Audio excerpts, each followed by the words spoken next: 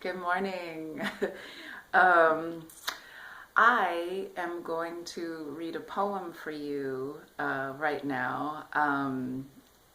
I did this poem last night for a theater company called Plethos Theater Company. They're in either Palo Alto or Hayward, but as the pandemic is going on and we have the shelter in place, they're doing performances online. So they have all of these comedians and spoken word artists and musicians.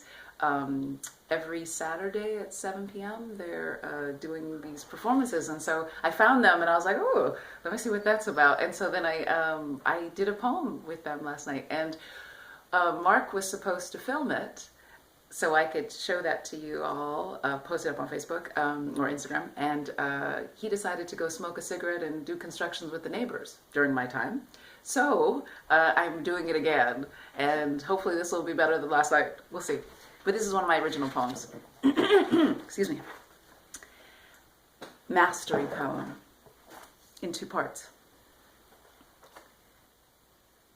She dances as if all light emanates from her feet. He plays with sound as if fluid poetry is all the good one would ever need. It comes up and around as a train might, entering a tunnel slowly, then finding its mechanical pace. A thought, fatful, all his, all now, burrows its way into his understanding of things, making certainties of maybes, and he thinks, damn, I got it. In one instance, he knew. He knew that if he were to close himself off from love, the opportunity to love, he'd never learn another good thing in his life.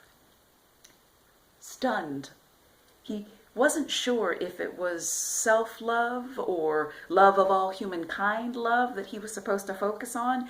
He shrugged and decided, that would clarify itself at some point. Still stunned, he hummed a tune that had been twirling through his head all week. Soft notes shared space with the hard chip of his shoes rubbing against the pavement. Slowly, the percussive chip-click, chip-click, chip-click turned into his inner voice telling him, nothing can get past me now. Nothing's going to get me down now. So proud of what he's figured, a smile plays across his face as if it may live there permanently. So sure of his ability to dream with his eyes open, he plans to call her back rather than let their connection peter out. And no, he didn't lose what he could be in those back alley underpasses all those years ago, or those bright rooms with all those ridiculously talented people. There is still time. High on possibilities. He knew. He knows. Daily, he'll change in style. He'll change in form. He'll change in hope. And he says, nothing is going to get me down now. I know how to do this. That's it. I had a second ending for the poem, and it was going to be she, the woman with the light. She wrote the poem, to have a different kind of ending.